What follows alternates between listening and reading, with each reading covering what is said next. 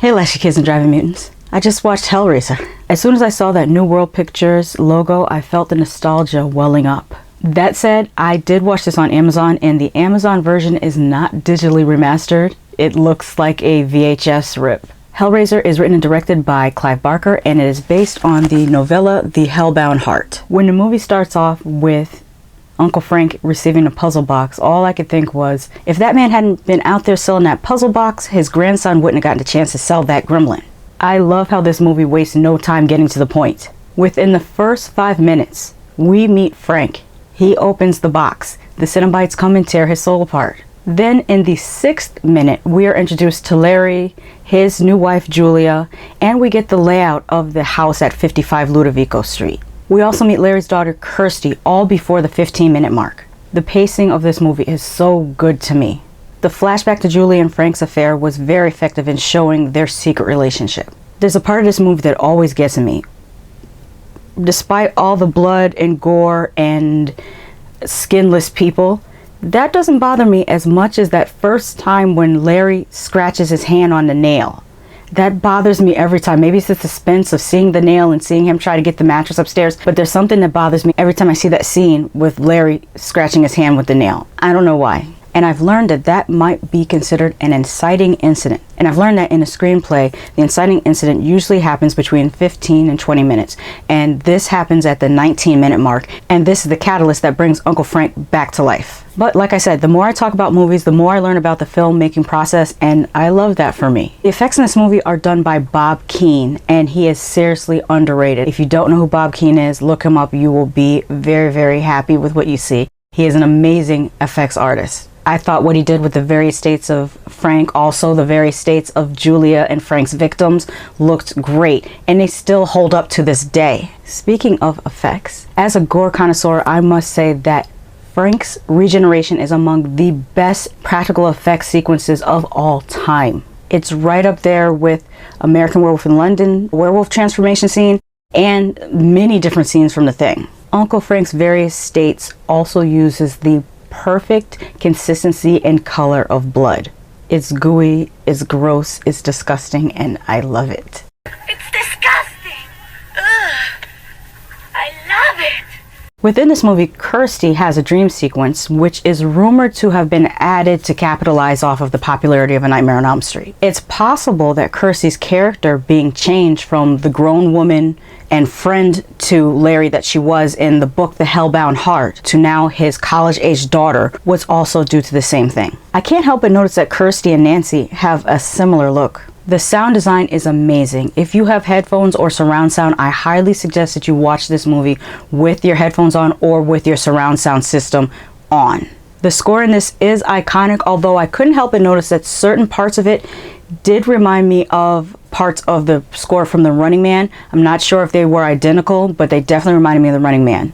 Other elements like the sounds of the chains, rats squeaking, creaky doors, sound design of the house on Ludovico Street add to the horror of this movie. They put so much detail into every sound in this. There are a couple really effective jump scares in this, and I appreciate an effective jump scare. That said, this is not a jump scare-a-thon. Most of the scares in this movie are provided by the overly foreboding atmosphere and feel of this film. As many times as I have seen Hellraiser, it still punks me out. This movie is creepy. It's one of the 4 movies that I will not watch alone at night. The other 3 are Candyman, Martyrs, and The Exorcist. Hellraiser is a classic. It's still one of my all-time favorite horror movies. And if you have not read the novella The Hellbound Heart, I highly recommend it as well. And I'll be back in a moment to talk about Hellbound Hellraiser II. Hellraiser, a film by Clive Barker. We'll tear your soul apart.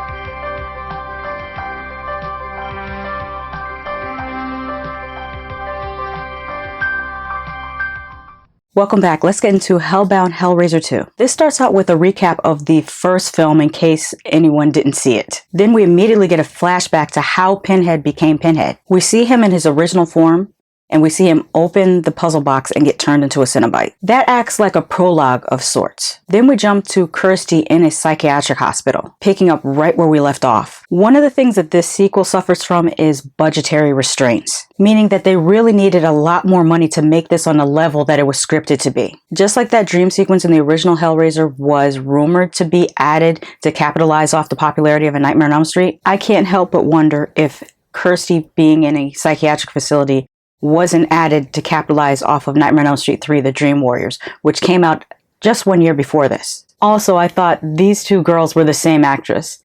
Imogen Boorman plays Tiffany, while that's Penelope Sudrow as Jennifer. If Kirsty is the Nancy, then Tiffany is a combination of Kristen, Joey, and Jennifer. She dresses like Kristen, is nonverbal like Joey, and looks like Jennifer. It's funny how after watching this movie several times, this is the first time I thought about that similarity. That said, it doesn't take away from this movie being a great sequel. One of the best part twos, despite not having the budget to make Leviathan look the way it was intended to look. I mean, unfortunately, that pillar scene from the ending has simultaneously the worst CGI, but the best practical effects. It's amazing. The thing that I didn't remember was Julia's motivation for wanting to open the box. I understood Dr. Chenard's because he was just evil, and he wanted proof of another world.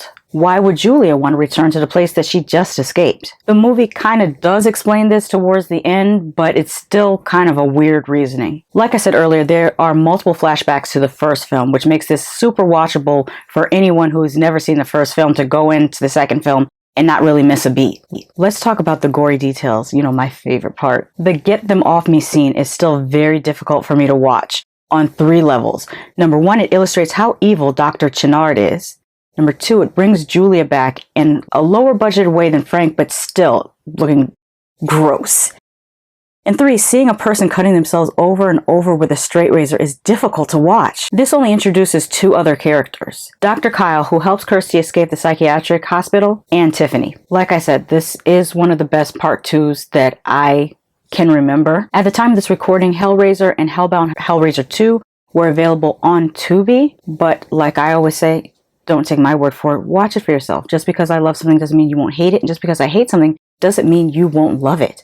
Have you seen Hellraiser and Hellbound Hellraiser 2? Where were you the first time you saw it? I remember being in high school and seeing it on cable. I'm not sure whether it was HBO or Showtime, but it was a cable channel, and it was in the middle of the afternoon. Like, I remember it was 3 o'clock.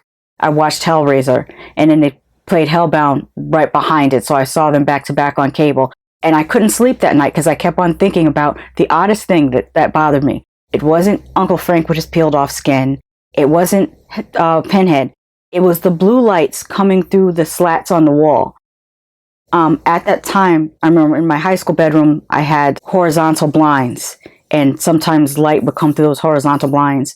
And for some reason, the light coming through those slats bothered me to no end, and I can't understand why. Isn't that such an odd thing to be disturbed by?